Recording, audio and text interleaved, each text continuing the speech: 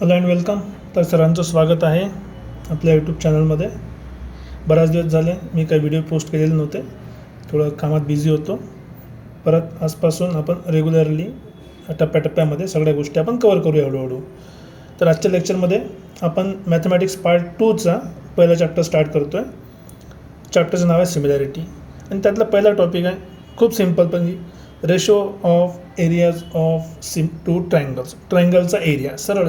तर जर तुम्हाला आठवत असेल कुठल्याही ट्रायंगलचा एरिया काय असतो की एरिया ऑफ ट्रायंगल. कुठल्याही ट्रायंगलसाठी आपल्याला एरिया फॉर्म्युला माहीत असेल. काय एरिया ऑफ ट्रायंगलचा फॉर्म्युला? एरिया ऑफ ट्रायंगलचा फॉर्म्युला आहे half into base into height. Base into height. आता हा फॉर्म्युला खूप सोपा आहे का ना, काही प्रॉब्लेम नाही, सगळ्यांना माहिती आहे. हा आपल्याला फॉर्म्युला सगळ्यांना माहिती आहे, half into base into height. पण त्याच्यामध्ये काही गोष्टी तुम्हाला लक्षात असलेल्या पाहिजे. कुठल्या गोष्टी लक्षात असल्या पाहिजे? महत्त्वाची गोष्ट, हाईट कशाला म्हणायचं? कुठलीही गोष्ट हाईट राहत नाही. हाईट कशाला म्हणायचं की a line perpendicular to base. Base तुम्ही कुठलाही घेऊ शकता. बेस म्हणजे काय होते? बेसिकली बेस म्हणजे काय होते? एक साईड. तर त्या साईडला जर एखादी लाईन परपेंडिक्युलर असेल अँड थ्रू म्हणजे मधून, एक सेकंड, अँड पासिंग थ्रू. बघा प्रत्येक वर्ड महत्त्वाचा आहे. Passing through third vertex. आता थर्ड वर्टेक्स का बरं म्हटलं? तुम्ही अपोजिट वर्टेक्स पण म्हणू शकता. मी थर्ड वर्टेक्स शब्द वापरला. अपोजिट पण म्हणू शकता. म्हणण्याचा अर्थ काय की समजा आता एक हा ट्रायंगल आहे माझ्याकडे. या ट्रायंगलला नाव देतो मी. चला, हा माझा ट्रायंगल आहे ए बी आणि सी. ठीक आहे. याच्यामध्ये जर मी हा बेस पकडला बी आणि सी, जर याला काय म्हटलं मी बी आणि सी काय माझा बेस आहे, बी आणि सी बेस आहे, तर एक परपेंडिक्युलर पाहिजे मला बी आणि सी लाईनवर. तर बघा परपेंडिक्युलर मी कुठेही काढू शकतो. ही लाईन परपेंडिक्युलर आहे, इथे पण परपेंडिक्युलर आहे, इथे पण परपेंडिक्युलर आहे, इथे पण परपेंडिक्युलर आहे. कुठेही तुम्ही या लाईनवर परपेंडिक्युलर ड्रॉ करू शकता. पण आपल्याला काय परपेंडिक्युलर पाहिजे? असा परपेंडिक्युलर पाहिजे जो या ए पॉईंटपासून, जे ए पॉईंट अपोजिटमध्ये आहे ना, तर या ए पॉईंटपासून या अपोजिट साईडला परपेंडिक्युलर ड्रॉप करतो आहे. अपोजिट वर्टेक्सपासून त्या बेसवर काय असलं पाहिजे? परपेंडिक्युलर. त्यालाच आपण काय म्हणायचं? हाईट. कुठल्याही गोष्टीला हाईट म्हणायची गरज नाही. तर या परपेंडिक्युलरला आपण म्हणणार आहे, समजा डी पॉईंट आहे, तर याला आपण म्हणणार आहे हाईट एच, आणि ह्या बी सी आपला काय झाला आता? बेस. ठीक आहे. परत लक्षात द्या, जर मी समजा एक रँडम ट्रायंगल घेतला, समजा आता हा ट्रायंगल घेतला, तर या ट्रायंगलमध्ये जर समजा हा आहे, समजा एम एन ओ हा ट्रायंगल आहे. या ट्रायंगलमध्ये जर मी समजा बेस पकडला, याला एम एनला बेस पकडला, ठीक आहे, आणि हा परपेंडिक्युलर ड्रॉप केला इथे, तर हा बेस इंटू हाईट होत नाही. चुकलं का बरं? कारण की हाईट कशाला म्हणायचं? जो बेसवर परपेंडिक्युलर असेल. बेसवर परपेंडिक्युलर कुठून? अपोजिट वर्टेक्सपासून. या वर्टेक्सपासून जो परपेंडिक्युलर आला, ही तुमची हाईट आहे. हा रेड कलरची तुमची हाईट नाही. ठीक आहे. Same logic. मग इथे मी याला नाव देतो काहीतरी. चला, हा झालं समजा पी क्यू आर. परत मी याला काय पकडलं? क्यू आरला पकडला आहे बेस, बरोबर. आणि या बेसवर अपोजिट साईडपासून जर मी अपोजिट वर्टेक्सपासून जर परपेंडिक्युलर ड्रॉप केला, तर हा याचा काय झाला? हाईट. ठीक आहे. हे काय झाली याची हाईट. आता पी क्यू आर आहे, तर या पॉईंटला मी नाव देतो समजा एस. समजलं का? बेस आणि हाईट जरी आपण नेहमी यूज करतो बोलण्यामध्ये, पण समजणं महत्त्वाचं आहे की बेस कशाला म्हणायचं? कुठलीही साईड आपला बेस राहू शकते. पण हाईट कशाला म्हणायचं? हाईट फक्त तीच असते जी त्या बेससाठी एक परपेंडिक्युलर लाईन असेल आणि ते कुठून आलेली आहे? अपोजिट वर्टेक्समधून आलेली आहे, थर्ड वर्टेक्समधून आलेली आहे. ठीक आहे. तर हा झाला आपला बेसिक आयडिया. आता आपल्याला काय पाहिजे? रेशो पाहिजे. तर रेशोचा सिंपल फॉर्म्युला आहे. रेशो म्हणजे काय होते? वरची व्हॅल्यू अपॉन खालची value. So ratio. So therefore let find ratio of areas of triangle. Areas of triangles. ठीक आहे. ट्रायंगलसाठी सिम्बॉल यूज करतो, ट्रायंगल्स. आता कोणते ट्रायंगल्स आपण घेऊ? वरती बघा एरिया पाहिजे ना, तर हा झाला एरिया. कुठला ट्रायंगल आहे? Area of triangle A B C. ठीक आहे. आणि रेशोसाठी खाली दुसरं पाहिजे असेल तर area of triangle PQR, PQR. ठीक आहे, सिम्पलची गोष्ट आहे एकदम. इक्वल्स टू, आता इथे आपण व्हॅल्यू पुट करा. बघा फॉर्म्युला काय होता आपला, half into base into height. हा झाला हाफ इंटू ABचा बेस कुठला आहे, आता आपण बघितलं बेस, इथे काय भेटलं आपल्याला BC, आणि हाईट किती आहे या केसमध्ये AD.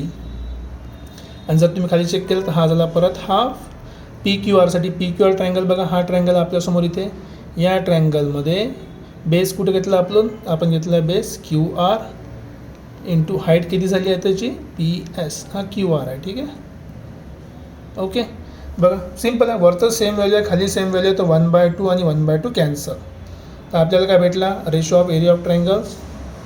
So area of triangle ABC upon area of triangle PQR is equals to बेसचा रेशो. बघा तर मी सिम्पली सेपरेट करून लिहितो, BC अपॉन QR, हा झाला बेसचा ratio, into AD upon PS हाईटचा रेशो. थोडं सिम्पल करून लिहिलं, सेपरेट करून लिहिलं, कारण याला आपण असं पण लिहू शकतो, this is also equals to base पहिल्या ट्रायंगलचा अपॉन बेस दुसऱ्या ट्रायंगलचा इंटू हाईट पहिल्या ट्रायंगलची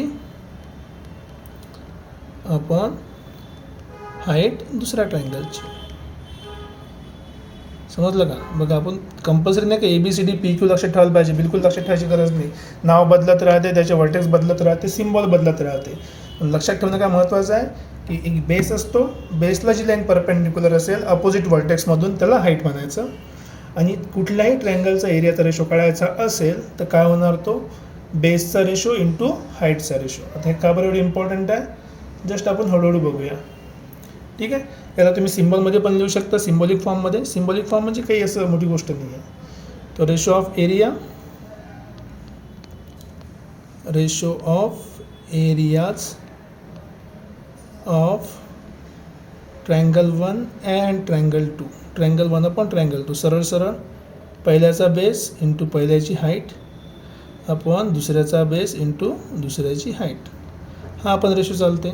सिम्बॉल यूज करा, वर्ड यूज करा, किंवा तुम्ही प्रत्येक ट्रायंगल काढून त्याच्या साईड यूज करा, त्या केसमध्ये काहीही फरक पडत नाही. ठीक आहे, समजला हा पॉईंट. ओके, आता या पॉईंटचा फायदा काय काय ना आपण त्याला कुठे कुठे यूज करू शकतो, त्यासाठी आपण काही कंडिशन्स बघणार आहे. काय काय कंडिशन होऊ शकतात की हे आपण शिकलो तसे. मग याच्या कंडिशन्स काय काय होऊ शकतात. कंडिशन म्हणजे एखादी गोष्ट बदलल्यावर त्याच्यामध्ये काय चेंज होतं, कशामध्ये, या रेशोमध्ये. सो कंडिशन्स, तर पहिली कंडिशन आपण ॲज्युम करू की if height of triangles, if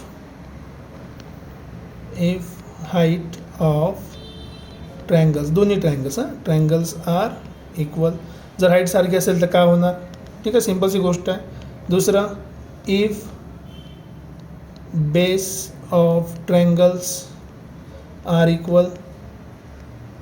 हे दोन गोष्टी आहे आपल्याकडे, तर आपण दोन गोष्टीला एक एकदा इक्वल करून बघितला. यात आपण तिसरा पॉईंट पण टाकू शकतो. तिसरा पॉईंट काय, तो महत्त्वाचा. तिसरा पॉईंट, इफ बोथ, कुठल्या both, base and height both base and height are equal. तिन्ही जर गोष्टी इक्वल असेल तर फॉर्म्युला कसा चेंज होतो, हे आपण 3 कंडिशन आता जस्ट बघणार आहे. ठीक आहे, तर आपली पहिली कंडिशन काय म्हणते की जर दोन्ही ट्रायंगलची हाईट सारखी असेल तर, if the height of both triangles are equal, तर हाईट सारखी ठेवायची. म्हणून मी ते 2 डॉटेड लाईन काढलेल्या आहे, वरती आणि खाली. याच्यामधली हाईट नेहमी काय राहणार आहे, सेम राहणार आहे. म्हणजे ही जी हाईट आहे या ट्रायंगलची, ही पण हाईट राहणार आहे H, आणि ही पण हाईट किती राहणार आहे, H राहणार आहे. ठीक आहे, हा आपला D आणि हा PQRS. ठीक आहे, आता आपल्याला मागे पण बघितलं बिलकुल तसंच लिहायचं. काय, आपल्याला रेशो ऑफ एरियाज पाहिजे. So area of triangle ABC. ठीक आहे, एक सेकंड, आधी एरिया काढण्याची कंडिशन काय काय आपल्याला माहिती आहे ते लिहून घेऊ आपण. आपल्याला काय काय माहीत आहे की दॅट H हाईट कशाची, पहिल्या ट्रायंगलची. So height AD is equals to height HIGHT, height कुठला PS. दोन्ही हाईट कशा आहे, सारख्या आहेत. दोन्ही हाईट कशा आहे सारख्या, हाईट सारखे हे आपल्याला माहिती आहे. आपल्याला कळायचं आहे ratio. So area of triangle A B C divided by area of triangle P Q R हे आपल्याला कळायचं आहे. फॉर्म्युला ऑलरेडी माहिती आहे आपल्याला. काय होता, बेसचा रेशो, ठीक आहे, बेसचा रेशो पहिला दुसरा ट्रायंगल इंटू हाईटचा रेशो. हाईट पहिला डिवायडेड बाय हाईट दुसरा. बिलकुल सिम्पलचं लॉजिक आहे. पहिला हाईट दुसरा हाईट, पहिला बेस दुसरा हाईट, याचा रेशो आणि त्याचं मल्टिप्लिकेशन. जर तुम्ही याच्यामध्ये व्हॅल्यूज पुट केल्या तर आपल्याला काय भेटणार की area of triangle A B C divided by area of triangle P Q R is equals to, पहिल्या याचा बेस कुठला आहे, आतून बेस बघितला आहे आपण, ज्या लाईनवर परपेंडिक्युलर ड्रॉप केला असेल तो आपला बेस. तर वरती कुठला बेस आहे, बी सी. इथे कुठला बेस आहे, क्यू आर. आणि इथे पहिली हाईट किती आहे, एच, दुसरी पण हाईट किती आहे, एच. का बरं, कारण की दोन्ही हाईट कशा आहे, सारख्या आहे. जर सारखी व्हॅल्यू मल्टिप्लाय डिवाईडमध्ये असेल तर काय होणार, ती कॅन्सल होईल. कॅन्सल झाली म्हणजे आपल्याला काय भेटलं, फक्त B C upon Q R. आपण हाच प्रॉपर्टी यूज करू. So therefore area of triangle A B C upon area of triangle P Q R is equals to B C upon Q R. म्हणजे बघा फक्त तुम्हाला सरळ सरळ काय भेटलं, दोन साईडच भेटल्या, साईडचाच रेशो भेटला. हीच जर गोष्ट आपण साध्या भाषेत लिहिलं समजा की area of triangle A B C divided by area of triangle P Q R is equals to base 1 divided by base 2. आता या गोष्टीला आपण बिलकुल सिम्पली एका स्टेटमेंटमध्ये लिहू शकतो. स्टेटमेंटमध्ये काय लिहू शकतो की the ratio of areas of triangle, त्याची कंडिशन काय, when height of both triangles are equal is the ratio of corresponding bases. फक्त बेस घेतला याच्यामध्ये आपण, दुसरं काही आलं का नाही, फक्त बेसची व्हॅल्यू आली आहे. बेसचीच व्हॅल्यू आपल्याला यूज करायची आहे. तर या स्टेटमेंटला आपण लिहू शकतो, काय लिहू शकतो, सिम्पली स्टेटमेंट स्पेशल. त्याला आपण स्टेटमेंटला आपण प्रॉपर्टी पण म्हणू शकतो की ही प्रॉपर्टी आहे कशाची, ट्रायंगलची. अजून सिमिलरमध्ये घुसलो नाही आपण, फक्त ट्रायंगलचीच गोष्ट सुरू आहे की द रेशोज ऑफ एरिया, जे दिसलं तेच लिहायचं. The ratios of areas of two triangles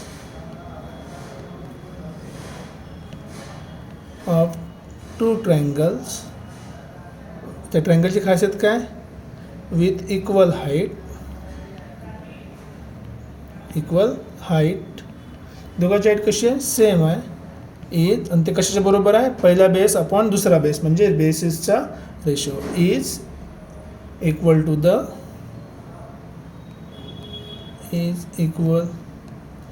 the ratio of their corresponding bases. Ratio of their corresponding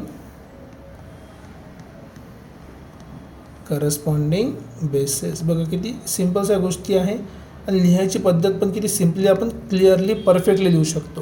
हे आपल्याला काय काय माहीत होतं ते आपण लिहिलं वरती की आपल्याला काढायचं ratio of areas of two triangle, ज्याची हाईट कशी आहे, सारखी. तर आपण पहिले ट्रायंगल काढले दोन, त्याच्यामध्ये सारखी हाईट दाखवली, पहिल्याची हाईट दुसऱ्याची हाईट गिवनमध्ये दिलं आहे की दोघांची हाईट कशी आहे, सेम आहे. नंतर ट्रायंगलचा एरियाचा रेशो घेतला आपण, तिथे फॉर्म्युल्याची व्हॅल्यू पुट केली, जी सारखी व्हॅल्यू आहे ती कॅन्सल झाली आणि आपल्याला काय भेटलं, रेशो ऑफ ट्रायंगलचा एरिया जो आहे तो काय आहे, पहिला बेस डिवायडेड बाय दुसरा बेस. ठीक आहे, ओके, नो प्रॉब्लेम. ओके, समजलं असेल. ठीक आहे, आता नेक्स्ट कंडिशनवर जाऊ आपण. तर आपली सेकंड कंडिशन काय म्हणते, condition number 2.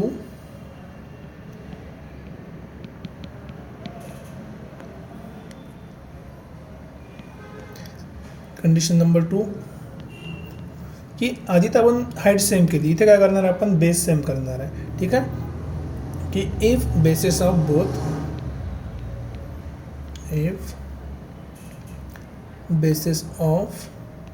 Both triangles are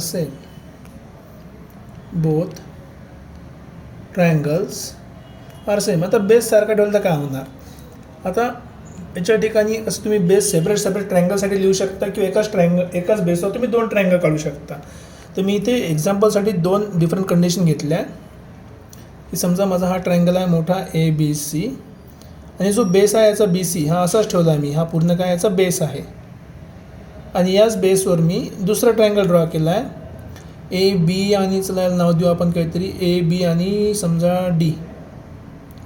ठीक आहे, ABD हा 2 ट्रायंगल आहे आपल्याकडे. ओके, बेस काय सेम ठेवला आहे, वेगळा करू शकतो तुम्ही. 2 डिफरंट ट्रायंगल काढू शकता सारख्या बेसचे. फक्त मी काय केलं आहे एकच बेसवर 2 ट्रायंगल काढलं आहे. नंतर एरिया काढायला आपल्याला काय पाहिजे असते, हाईट पाहिजे असते. समजा दुसरा ट्रायंगल आहे माझा, ही झाली याची हाईट H2. दुसरी ट्रायंगल आहे आता हा पहिला ट्रायंगल आहे, ही झाली याची हाईट H1. परत मग तोच जो आपण फॉर्म्युला आधी शिकला आहे की इथे कंडिशन काय दिली आहे. सो गिवन कंडिशन काय की आपल्याला माहिती काय आहे, गिवन कंडिशन आहे की बेस काय आहे आपला BC. दोन्ही केसमध्ये पहिल्या ट्रायंगलचा असू द्या किंवा दुसऱ्या ट्रायंगलचा. तर रेशो ऑफ एरिया काय होता, area of triangle ABC upon area of, आता ट्रायंगल दुसरा कुठला आहे DBC आहे. ठीक आहे, ABC नाही आता DBC आहे. ठीक आहे, तुम्हाला नाव द्यायचं तुम्ही नाव देऊ शकता याला. हा झाला D, नंतर हा झाला E, हा झाला F. Okay, no problem. तुम्ही व्हॅल्यूज पुट करा इथे. आता बेस इंटू हाईट असते. सो बेस किती आहे पहिल्याचा BC अपॉन दुसऱ्याचा पण बेस किती आहे BC आहे. ठीक आहे, दुसऱ्याचा बेस इंटू पहिल्याची हाईट H1, दुसऱ्याची हाईट H2. मी आता नाव लिहित बसत नाही, तुम्ही समजू शकता की हा पहिला बेस आहे, पहिल्याची हाईट, दुसरा बेस, दुसऱ्याची हाईट. बघा दोन्ही केसमध्ये सेम काय की पहिला बेस आणि दुसरा बेस सेम आहे, तर सेम गोष्टी काय होणार कॅन्सल. तर फायनली आपल्याला काय भेटलं फक्त की area of triangle ABC upon area of triangle DBC is equals to H1/H2. म्हणजे सरळ काय झाला की ratio of area of triangle कशाचं झालं आता equal to ratio of corresponding heights. बस एकदम सिम्पल. सेम गोष्ट आपल्याला फक्त स्टेटमेंटमध्ये लिहायची आहे. स्टेटमेंटमध्ये काय लिहायचं आहे, the ratio of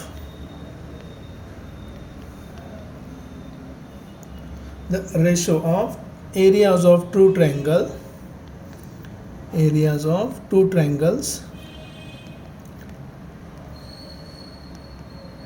triangles with equal base सारखा आहे ना. so equal bases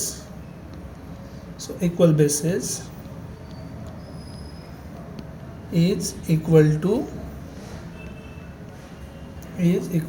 ratio of corresponding height, ratio of their corresponding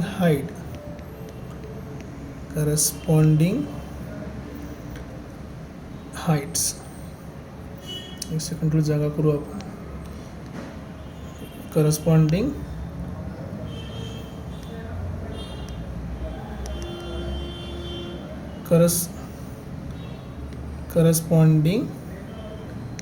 height. एकदम सिंपल आहे. corresponding heights. ठीक आहे, थोडा पहिले मी एक डायग्राम काढली होती. डायग्राम काय होती ॲक्च्युली की जर तुम्ही सेम ट्रायंगल ठेवला असा, ठीक आहे, बेस सेम ठेवला, आता ट्रायंगल बाहेर नाही काढता, मी ट्रायंगल जर आतमध्ये काढला तर काय होणार बघा, काय चेंज होईल. परत बेस मी BCच ठेवतो. ही हाईट झाली H2, ही हाईट झाली H1, हा ट्रायंगल A. परत या ट्रायंगलसाठी पण काय होणार आहे, ABC ट्रायंगलसाठी BC upon H1 BC into H1 upon BC into H2. तर BC आणि BC कॅन्सल. तुम्ही हे पण यूज करू शकता. दोन्ही केसमध्ये कुठल्याही केसमध्ये जर बेस सारखा असेल तर एरियाचा जो रेशो आहे तो रेशो कशाच्या बरोबर आहे, करस्पॉन्डिंग हाईटच्या बरोबर आहे. ही झाली आपली कंडिशन नंबर 2. आता यानंतर आपण कंडिशन नंबर 3 बघणार आहे की जर बेस ठीक आहे सेम ठेवला, बेस सेम ठेवला, हाईट सेम ठेवली, दोन्ही मिक्स केल्या एका ठिकाणी, तिसरी कंडिशन बनते. तिसरी कंडिशन काय ते आता बघूया आपण. कंडिशन नंबर 3 काय सांगते आपल्याला,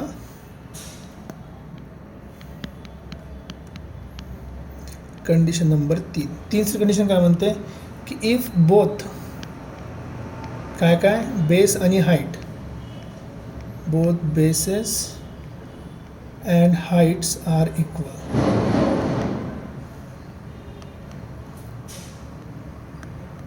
हाईट्स आर इक्वल. बघा बेस पण सारखा आहे आणि हाईट पण कशी आहे, सारखी आहे ना. सिम्पलची गोष्ट आहे. आता बघा इथे थोडंसं मी काहीतरी एक डिफरंट काम करतो. डिफरंट काम म्हणजे काय करणार तुम्हाला सांगतो. आधी आपण ट्रायंगल घेऊन घेऊ. हा ट्रायंगल ABC घेतला. याला आपण म्हणणार आहे बेस. समजा हा आपला बेस आहे आणि या ट्रायंगलसाठी आपल्याला हाईट पाहिजे. ओके, तर ही झाली आपली हाईट सपोज H. आता लक्षात ठेवा बेस सारखा पाहिजे म्हणून मी सारख्याच बेसवर डायग्राम काढणार आहे. आता मग याच्यावर दुसरी डायग्राम काढतो. बेस सारखा ठेवतो, थोडा ट्रायंगल मोठा काढला. बेस सारखा आहे हां, ठीक आहे. परत आणखी एकदा हा पण बेस आहे, हा पण ट्रायंगल आहे. ओके, अजून तुम्हाला एखादी काढायचं एक्स्ट्रा तुम्ही काढू शकता ड्रॉ करून. पूर्ण आउटसाईड जाऊ शकते, काही हरकत नाही. छोट्या काढू शकता. हां बघा बेस सगळ्याचा सारखा आहे बेस. आणि याला नाव देतो मी समजा चलो ABCD आणि हा झाला E. या पॉईंटला मी लिहितो O. काही प्रॉब्लेम नाही, काही फरक पडणार नाही. फक्त हाईट एकदा लिहिताना मी बरोबर ठिकाणी लिहितो. काहीतरी होतं आहे सोडायचं उद्या. ओके, ही आपली हाईट आहे. आता बघा बराच वेळा प्रश्न असा पडतो की हाईट सर अंदर तर लिहिली होती, बाहेर काहून लिहिते लोक म्हणून. तर बघा हाईट काय असते, बेसवर परपेंडिक्युलर.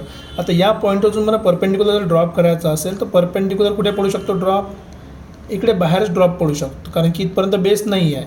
तर मग हाईट काढण्यासाठी आपल्याला ही जी परपेंडिक्युलर ड्रॉप करायची आहे, हे बेसला थोडंसं वाढवल्यानंतर आपल्याला मिळणार आहे. ही तुमची हाईट आहे. सेम लॉजिक इथे की इथून जर मी परपेंडिक्युलर ड्रॉप करतो म्हटलं, परपेंडिक्युलर पाहिजे ना आपल्याला, तर हा परपेंडिक्युलर या साईडवर तर पडणार नाही, कारण की साईड तिकडे दूर आहे. मग जर ही साईड मोठी असती तर हा परपेंडिक्युलर झाला असता. म्हणून ही हाईट आणि ही हाईट कशी आहे, सारखी आहे. ट्रायंगलची हाईट ट्रायंगलच्या आतमध्ये पण राहू शकते, ट्रायंगलच्या बाहेर पण राहू शकते. जर लॉजिकली सांगायचं म्हटलं की जर ॲक्यूट अँगल ट्रायंगल असेल तर त्याची हाईट आतमध्ये राहते. जर राईट अँगल ट्रायंगल असेल तर हाईट कोपऱ्यावर चालली जाते. जर ऑब्च्युस अँगल ट्रायंगल असेल तर त्याची हाईट ट्रायंगलच्या बाहेर राहते. हे लक्षात ठेवा. ॲक्यूटसाठी ट्रायंगलच्या आतमध्ये, ठीक आहे, राईट अँगलसाठी एका साईडवर आणि ऑब्च्युससाठी राईट अँगलच्या बाहेर. हे सिम्पल लॉजिक आहे. आता इथे मी डिफरंट गोष्ट काय करतो, इथे मी ॲक्च्युअली रेशो नाही घेत, इथे मी प्रत्येकाचा एरियाज काढतो. चल ठीक आहे. सो एरिया ऑफ ट्रायंगल, एक ट्रायंगल घेऊ ना आपण. सो एरिया ऑफ ट्रायंगल कुठलं घ्यायचं, आता बेसला मी सरळ बेस म्हणतो B आपला, कारण सगळ्याचा बेस सारखा आहे. कुठलं पण ट्रायंगल घ्या. पहिले आधी triangle ABC. Area of triangle ABC. Okay, ABCचा एरिया करतो आपण. काय असते, हाफ इंटू बेस किती आहे B, हाईट किती आहे H. दुसरा एरिया घेतो मी ट्रायंगल. चला कुठला ट्रायंगल घेतो आता, EBC घेतो. चला EBCसाठी परत काय पाहिजे आपल्याला, हाफ. बेस किती आहे, तोच आहे बेस B. हाईट किती आहे H. परत एरिया ऑफ ट्रायंगल, तिसरा ट्रायंगल घेऊ आपण DBC. परत सेम लॉजिक, हाफ तसाच आहे, बेस तसाच आहे, हाईट तसा आहे. आता या तिन्ही गोष्टी बघून घ्या. प्रत्येक ट्रायंगलमध्ये काही व्हॅल्यू चेंज झाली आहे काय, ट्रायंगल 1ची व्हॅल्यू, ट्रायंगल 2ची व्हॅल्यू, ट्रायंगल 3ची व्हॅल्यू, कोणाची पण व्हॅल्यू बदलली आहे का नाही. सगळ्या ठिकाणी काय, हाफ आहे, बेस आहे, हाईट आहे. याचा अर्थ काय झाला, आपण असं म्हणू शकतो की area of triangle ABC is equals to area of triangle EBC equals to area of triangle DBC. प्रत्येकाचा एरिया कसा आहे, सारखा आहे. म्हणजे याचा फायदा बघा काय झाला, मी हा ट्रायंगल कुठेही काढू शकतो. इथेच काढला कंपल्सरी असं नाही, तुम्ही मधात पण ट्रायंगल काढू शकता, एकदम दूर पण ट्रायंगल काढू शकता. फक्त तुम्हाला काय पाहिजे, बेस आणि हाईट काय पाहिजे, सारखी पाहिजे. मग जर सगळ्याचा एरिया सारखा असेल त्याचा रेशो किती राहणार आहे, 1. रेशो किती राहणार आहे, 1. तर ही आपल्याला एक इम्पॉर्टंट रिझल्ट भेटला आहे. हा रिझल्ट काय सांगते, याला मी वर्डमध्ये लिहितो. इफ ट्रायंगल्स किती पण ट्रायंगल असू द्या, having same base and same height, height पण सेम आहे आणि बेस पण सेम आहे, जर हाईट आणि बेस सारखा असेल तर प्रत्येकाचा एरिया किती राहणार आहे, half into base into height. Then all such triangles, म्हणजे असे सगळे ट्रायंगल ज्याची हाईट आणि बेस काय असेल सेम असेल, then all such triangles have equal area. Same म्हणा किंवा इक्वल म्हणा, हॅव इक्वल एरिया. बघा एकदम जमलं. मग जर एरियाज इक्वल असेल तर रेशो पण काय असणार आहे, सेमच असणार आहे. एरिया सेम आहे, सो देअरफॉर रेशो. आता बघा परत मी शब्द थोडा चेंज करतो. So ratios of triangles between two parallel lines, कारण की पॅरलल लाईनची हाईट काय असते, same. So between two parallel lines, म्हणून वरती बघा मी पॅरलल लाईन काढलेली आहे. Two parallel lines having same base, having same base is one. One म्हणजे एक. का बरं एक आहे, रेशो हमेशा वन. याचा अर्थ काय, that is all have equal area. All have equal areas. हे खूप इम्पॉर्टंट स्टेटमेंट आहे, इम्पॉर्टंट रिझल्ट आहे. कुठल्याही दोन पॅरलल लाईनच्या आतमध्ये जर आपण बेस सेम ठेवला आणि किती ट्रायंगल काढले त्याचा एरिया हमेशा काय राहणार आहे, सेम राहणार आहे. एरिया सेम आहे म्हणजे त्याचा रेशो पण किती राहणार आहे, सेम राहणार आहे. ठीक आहे. जर कोणाला डाऊट असेल तर आम्ही एखादी डायग्राम काढून बघू अशी. ठीक आहे. चलो, ही एक लाईन आहे. ठीक आहे. ही दुसरी लाईन झाली आपली. आता समजा असं की हे दोन्ही कसे आहे, पॅरलल लाईन आहे. आता पॅरलल लाईन आहे तर कुठलाही तुम्ही ट्रायंगलचा बेस घ्या. समजा हा माझा बेस आहे.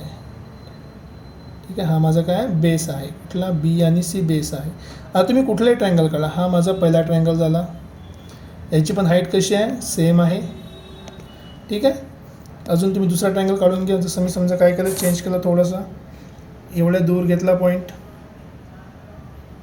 हा झाला आता पी बी सी. याची पण परपेंडिक्युलर हाईट किती आहे, एच. तरी पण half into base into height झाला. म्हणजे हा जो एरिया आहे ब्ल्यू कलरचा, ठीक आहे, हा जो दुसरा एरिया आहे रेड कलरचा, दोघांची व्हॅल्यू कशी आहे, सारखी. जर कोणाला आणखी एक्स्ट्रा एक्सपेरिमेंट करायचं असाल तर हे घ्या. एकदम थोडंसं दूर काढतो, खूप दूर पॉईंट काढला. परत त्याला जॉईन केलं इथे. हे पण त्याची काय झाली, हाईट झाली. हा जो तिसरा अँगल आहे एम बी सी, याचा पण एरिया कसा राहणार आहे, सेम राहणार आहे. म्हणजे पॅरलल लाईनच्यामध्ये तुम्ही कितीही एरिया काढा ट्रायंगलचे, बेस सारखा असेल तर सगळ्याचा एरिया काय राहणार आहे, सेम. ही झाली आपली तिसरी मेन कंडिशन. ठीक आहे. तर असं अज्युम करतो तुम्हाला हे तिन्ही कंडिशन समजल्या असेल, रेशो ऑफ एरिया समजला असेल. तर काही क्वेश्चन सॉल्व करण्यासाठी मी तुम्हाला एक दोन नोट म्हणून लिहून देतो पॉईंट्स. पहिला point, if height is not given, जर हाईट दिली नसेल, height is not given, then draw perpendicular. Perpendicular म्हणजे काय होते, एरिया आहेत ना, हाईट होते ना. Draw perpendicular on common base. जास्तीत जास्त करून कॉमन बेसवर परपेंडिक्युलर ड्रॉप करायचा अपोजिट पॉईंटवरून. कारण की बेस काय होणार मग, कॉमन बेस असला म्हणजे रेशो कशाचा होणार, रेशो कशाचा होणार, हाईटचा रेशो होणार. ठीक आहे. हे काय तुमचं एक कन्स्ट्रक्शनचा टॉपिक आहे. म्हणजे कन्स्ट्रक्शन तुम्हाला करावं लागेल, लिहावं लागेल की आम्ही कन्स्ट्रक्शन करतो आहे बा, की या साईडवर आम्ही काय ड्रॉ करतो आहे, परपेंडिक्युलर. सेकंड पॉईंट, की ऑलवेज टेक नेम्स, किंवा टेक म्हणण्यापेक्षा टेक नेम चांगला वाटत नाही, always write names of triangle. खूप वेळा काय होते, आपण बेस इंटू हाईट लिहितो पण ट्रायंगलचे नाव लिहायला विसरतो. आणि ट्रायंगलचे नाव लिहायला विसरलो की बाकीच्या गोष्टी पण लिहायला प्रॉब्लेम होतात. कारण की मग विसरून जातो की ह्या कुठल्या ट्रायंगलची हाईट होती, कुठल्या ट्रायंगलची बेस आहे. आणि होईल तेवढं त्याला म्हणजे कोणाला ट्रायंगलची गोष्ट सुरू आहे त्याला काय करायचं, त्याला मार्क करायचं. त्याला मार्क करा कशाने, पेनने, पेन्सिलने, जसं तुम्ही ड्रॉ करता ना त्याला मार्क करा. मार्क केल्यानं तुम्हाला काय समजणार की मी ह्या ट्रायंगलची गोष्ट करतो, ह्या ट्रायंगलचा हा बेस आहे, आणि त्याला सॉल्व करायचं. आणि तिसरा आणि शेवटचा point, try to take common side. ठीक आहे. कॉमन बेस किंवा कॉमन हाईट, नेहमी हा यूज करायचा. कॉमन बेस यूज करायचा किंवा कॉमन हाईट यूज करायचं. त्याने काय होते, आपल्याला कॅल्क्युलेशन करायला लिहायला सोपं जाते. ठीक आहे. तर मी अशी आशा करतो तुम्हाला कन्सेप्ट समजले असेल की एरिया ऑफ रेशोज काय असतात, 3 डिफरंट कंडिशन काय असते, कंडिशनला आपण कसं हँडल करतो, रेशोचा मिनिंग काय होते, आणि क्वेश्चन सॉल्व करताना 1-2-3 गोष्टी ज्या आपल्याला नेहमी लक्षात ठेवायच्या असतात, त्या 2-3 गोष्टी मी तुम्हाला लिहून दिलेल्या आहे. समजलं असेल तर लाईक करा, शेअर करा, सबस्क्राईब करा आणि होईल तेवढा मित्रांपर्यंत पोहोचवा, कारण की एज्युकेशन सर्वांसोबत शेअर केलं पाहिजे. भेटूया नेक्स्ट लेक्चरमध्ये. See you then. Take care. Bye bye.